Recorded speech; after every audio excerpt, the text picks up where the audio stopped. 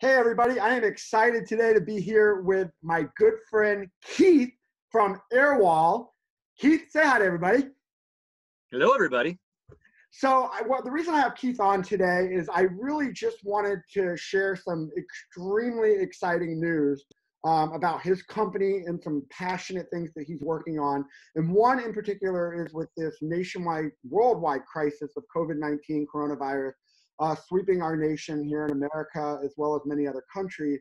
But he and his company have been doing some incredible things in the restoration and containment of, containment type technology that I wanted him to personally explain what is coming this Friday for everyone to see in the entire world. Tomorrow. So we're going to get into that in just a second, but Keith, go ahead, and by the time everybody sees this, it'll be Friday, so that's kind of cool. So we're kind of talking before it even gets released. So, but Keith, go ahead and tell everybody real quick. Let's talk a little bit about Airwall, your background, how you started the company. I just want to kind of get that foundation out there so everybody knows who you are and what you're currently doing if they haven't seen you yet. Sure, absolutely. Thanks for getting me up here. So basically, I got into restoration a couple of years ago through a friend, and I did it for about 3 months, and that was enough. That's a very hard job. It's a very hard job. I feel your pain. Yeah. But while I was doing it, I had an idea.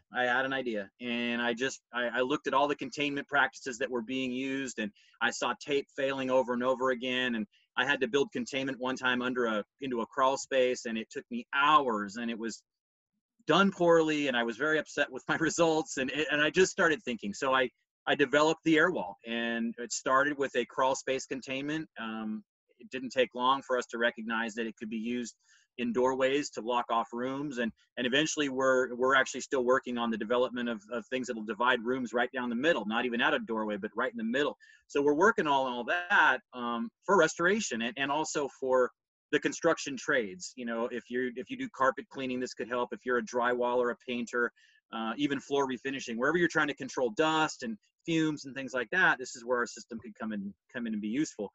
And then COVID-19 happened, and that's why you and I are talking right now, because one of our flag. Keith has been a good friend of our organization for the last year. When we met at an actual trade show in Las Vegas, and his product had people lining up in the aisleway to see this new technology and setups that he was creating. And what I love about Keith is he is the American dream. He's creating products that people need, that make life easier for restoration contractors, for medical grade facilities and places like that. But now he is coming out with a new updated version of the Airwall, or the Airwall. What would you call the model that it's an extension of? The Airwall X is what we've adapted to the Airwall RX. Okay, so tell us a little bit about what this is and what does it mean for restoration contractors that are looking to work in assisted living facilities, personal homes where they might have an elderly family member that is at high risk of exposure, maybe somebody that needs to be quarantined. Talk a little bit about what you've created, and I'll be sure to put some pictures up in the video as well so people can actually see that as well. Sure, excellent. Yeah, so as it turns out, my customer base hasn't changed all that much. I'm giving you another tool basically to use during this outbreak and future, which we obviously are being told, this isn't the last one. It's pretty straightforward actually. As restoration professionals, you are trained in hazmat protocols and things that just the general population doesn't have any expertise in. And so with that, and the fact that you also have in your inventory the HEPA filters, the commercial HEPA filters, we've used a lot with the HEPA 500, but I'm sure there's others that we could adapt to if needed. But you have the equipment, you have the training, and we want to basically get these in your hands so that you can get into facilities, put them up, rent them, just like you do all the other equipment that you have, and then take them down, sanitize them, and move on. I mean, a scenario that we've envisioned very easily is, let's take a residential situation. 1 of 4 family members get diagnosed. The crew comes in, does a level 3 cleaning because you have a known infected, person. They level 3 clean the whole place. They set up the containment in a chosen room. They put the person in the room, or the person puts themselves in the room. No one's being kept against their will. There's no locks. And then they go in there and they stay. And that's where they reside until they get the all clear. And then once the all clear is given, the crew comes back, takes down the equipment, sanitizes it, and does the same level 3 cleaning on the room that person has just left, because of course they've been in there for a week or two and what have you. So they need to get in there and clean it up. So it's kind of a beginning to end, cleaning, setup, takedown, and cleaning again. And the homeowner, or in the case of long-term care facilities, people that aren't necessarily trained in that, can take advantage of your services. What I really like about this product, and I know verbally discussing it, we don't really get to show it, but that's why I'm going to put some pictures in, most of us talking here. But what makes this different than most containment is I love how you've adapted this product to put clear see-through windows in it, where you can actually see through. And not to mention you can get in and out of it as well, right? Without changing the sealant and the pressure in the room, correct? Yeah, so the windows, we really like the windows too. The windows, we actually wanted to put windows in the original Airwall X, but we decided it wasn't necessarily the best thing for that application. Not really important why we ruled it out, but we decided not to. So in my heart of hearts, I've always wanted to see windows in this thing anyway. So it was a great excuse. But because you don't have a bunch of work crews, behind this wall, and you have a patient who is ill, they're stressed, they're feeling isolated, they're feeling, the mixture of emotions is I'm sure wide ranging. It could be even claustrophobia. So we felt that the windows were really important for the psychological well-being of the person inside, being able to look out and look at the people that they're protecting, essentially, right? They're falling on their sword right now and staying in this room for a week or two. And it's good and helpful for them to be able to connect with the people that they're protecting. And then for the caregivers, right? The caregivers, whether they're family members or nurses or whatever else, they can do a visual check on that person, and make sure that they haven't collapsed on the floor, or something similar. And then, as far as the pass-throughs and so the wall is designed with an extra 2 ports that the original Airwall X does not have. And we use those to pass items through to the people inside, if they needed their medicine or, water or food or whatever else, toilet paper, you can actually pass it through. It's a 5-inch circular opening, so anything that size or smaller is going to fit through. So that was important, and that really does totally maintain the negative pressure environment. It just does.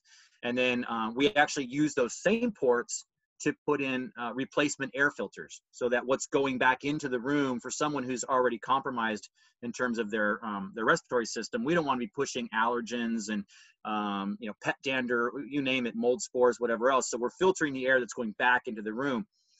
The other thing too is we wanted to make sure they're pulling the room in from inside the structure, so you're not pulling in cold air. If you're in colder parts of the country, pulling in a bunch of cold air into a room with someone who's not feeling well, not cool. So that was the other benefit there. Now, you mentioned one thing about the maintaining pressure while you go in and out. So I don't want to mislead anybody. You are not going to maintain that full negative pressure when you're coming in or going out. That is not going to happen. You are once you break past a certain point, unless a certain amount of air come in, the negative is lost. Now, you could build a doffing chamber outside. That seems a bit excessive, especially because, when done right, you're exchanging the air in that room, every 6 minutes. So you have relatively clean air in that room already. And the loss of pressure only lasts for a couple of seconds.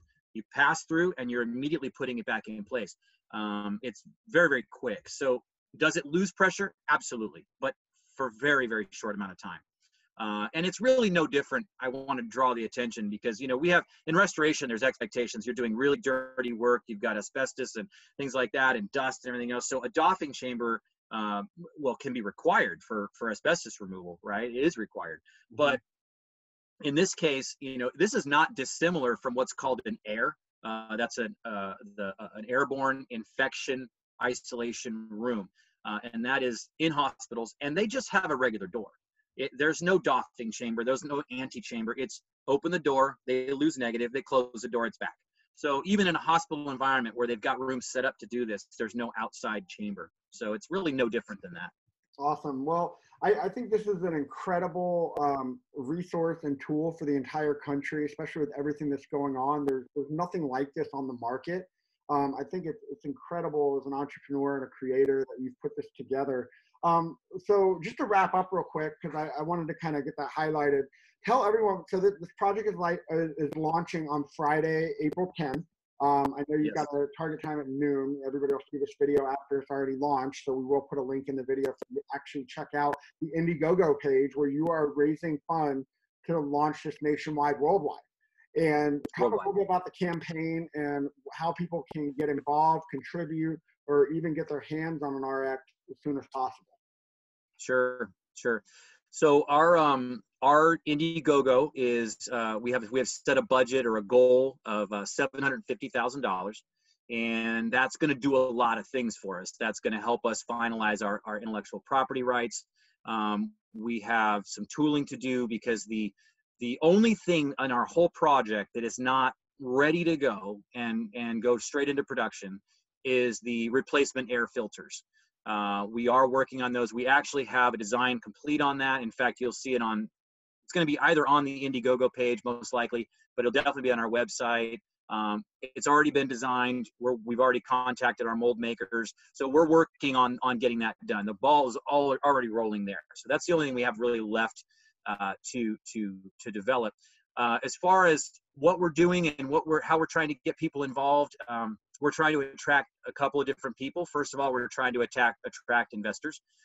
We want people that feel strongly that this is going to help, and they're an altruistic person, and they're just trying to help. And we have contribution levels that really all we can really do is say thank you for that. We really can't ship anything to them because we're saying, hey, if you have $5, send $5. If you have $10, $10 is great. We have $50, $25, $100. And we have the big boy. The big boy is for $7,500.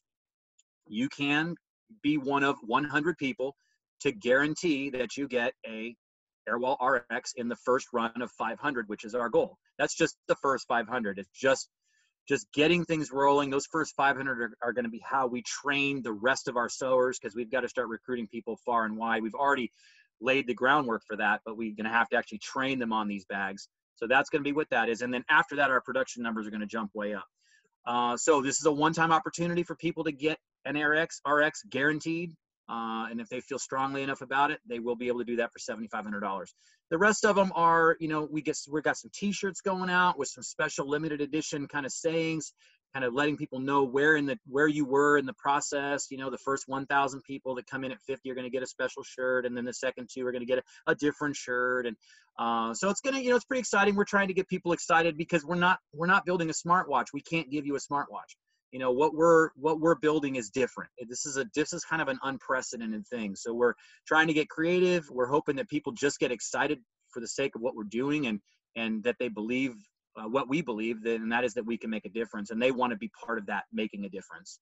So no, absolutely. I think this is incredible what you're doing, and not to mention the families' lives and just people in the medical industry, assisted living facilities. This is going to be an incredible resource to just be more proactive and try to flatten that curve that everybody keeps talking about right now. And, how can we make the country safer and better for especially the elderly population that's really at high risk right now for something like COVID-19. So, Keith, I really appreciate your time. I'm very excited about this project. Everyone listening, watching, viewing, please go to the Indiegogo page, $5, $10, whatever. Just contribute, get behind this, make a difference.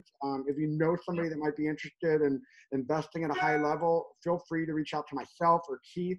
We'll have all of our information everywhere from Indiegogo and my personal network. You're more than welcome to reach out. We'll get you in touch immediately. So Keith, thank you for jumping on today and talking about this. And I can't wait to see how this goes over the next few weeks. Thank you. I appreciate it. And one last thing I want to throw in there is when you do get on there and you do commit at the level you're comfortable, if you could please use your network and share this with the next people, because if you believe in it, then they're going to believe in it. And that's the way this thing is going to get funded. It's going to be many hands make light work. So if you could pass it along to your friends and family and spread the word, that'd be great. Thank you so much. I know I'll be doing that with my personal network and sharing it with everyone. I'm going to be contributing personally. So I'm excited for this project and to get behind it. So Keith, thank you. Have a great day, and we'll talk to you guys soon. All right. Hey, man, thanks, Sean. I appreciate it.